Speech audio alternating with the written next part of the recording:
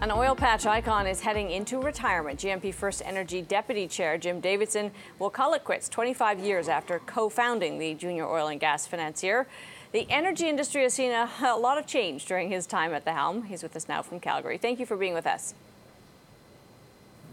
You're welcome. Glad to be here, Amanda. I feel like a lot of change is a bit of an understatement in terms of where you were when you began and where we stand today. Let's work backwards a little bit. As things stand today, you know, the industry's come through a rough patch in terms of that collapse in oil prices. We hear a lot about the tone, the environment for investment, and that's Canada-wide across all businesses, but also very specific to energy and a sort of a chill in the environment. Can you give me some color on that? Do you feel that strongly? Well, I've had some people recently come into the city that used to live here. They now work abroad, and their view or their opinion is that the city is depressed.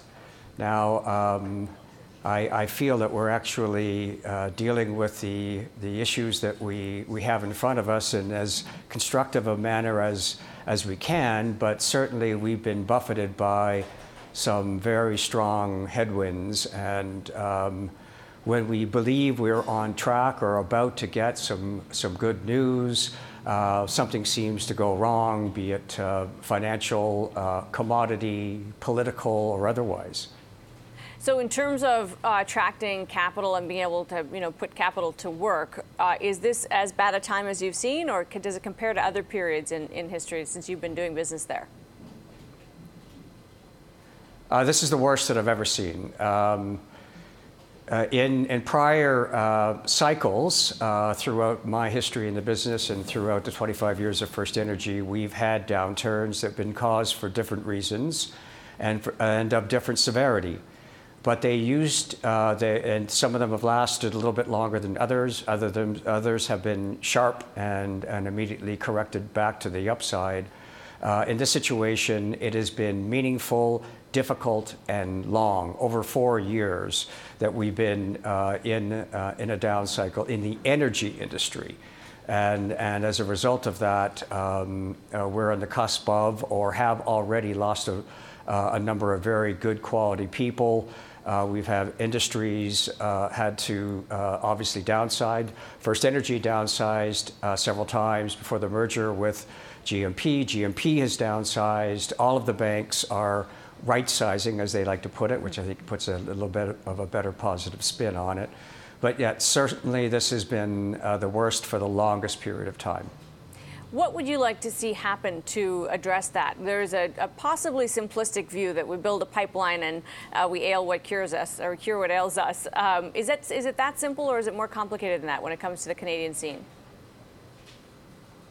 I think it's a little bit more complicated than that. I think that the pipeline in and of itself, I assume you're talking about Trans Mountain, but it could have been Gateway, and if we go back a little bit further in time, I think that the international investors have decided that Canada right at the moment is risk off and will be until they see some signs that that we are willing to address some of the larger and broader aspects of the business, infrastructure being just one of them. But also there's regulatory oversight and burdens that have been put on the industry that cause it to be less competitive, and certainly less competitive to the U.S., which of course is our biggest customer and biggest competitor at the same time.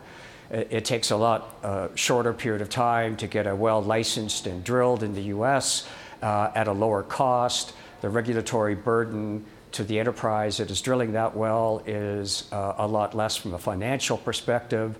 So there are layers of difficulties that have been placed onto the back of an industry that was already reeling as a result of initially low commodity prices. It's interesting to think about the role that firms like FirstEnergy have played in the patch, and I've seen you note that when you began, you were really playing up against the big banks, but you were filling a niche. You were playing a role that they weren't playing. Is that still true, or do the slightly smaller firms, you're bigger than you were for sure, but do you still play at a slight disadvantage to the banks? I think we'll always be at a disadvantage to the banks in the financial system that is Canada. I think they have a monopoly. I think everybody understands that. And as a result of that, they actually help to set policy from a regulatory and compliance perspective. And they have the ear of the politicians, whereas we don't. We're dealing in a different snack bracket, so to speak. And as a result of that, we're more at the ground level. When FirstEnergy started 25 years ago, there had been a vacuum that had been created by the crumbling of the four pillars that allowed the banks to get into the financial services arena. And when that was allowed, they gobbled up Dominion Securities and Pitfield Mackay Ross and Nesbitt Thompson and Burns Fry and others. And when FirstEnergy was formed 25 years ago, there was a vacuum that had been created as a result of that allowed us to actually grow in infancy to a point where we were a sustainable business. As time went on, we grew along with the energy industry, and we're the leading underwriter of oil and gas securities in Canada, bar none.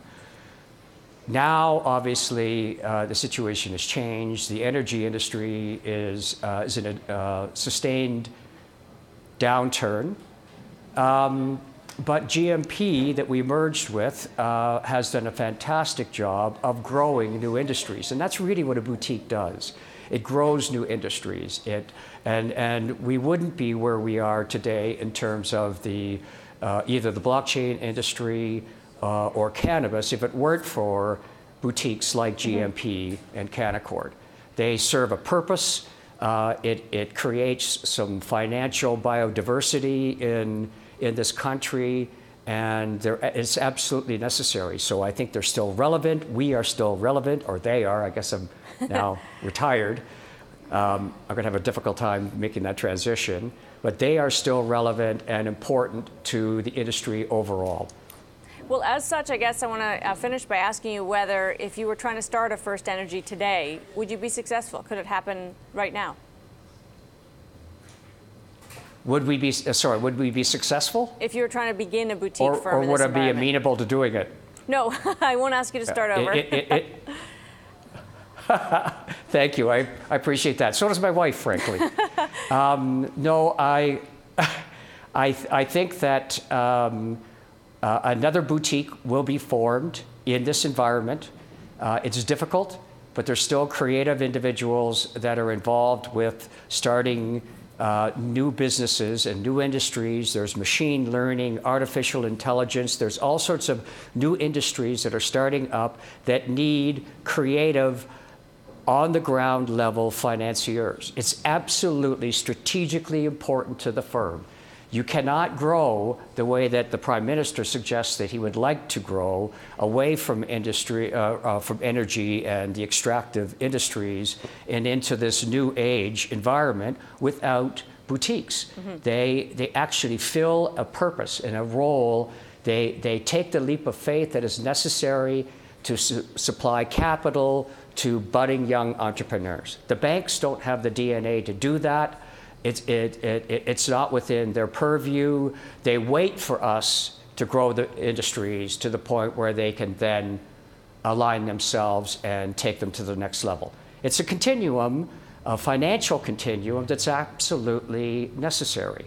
And we fill our role and they fill their role. But it's absolutely important today, and there will be new boutiques that will be creative, and GMP FirstEnergy will still be valid and valuable and relevant in the next decade.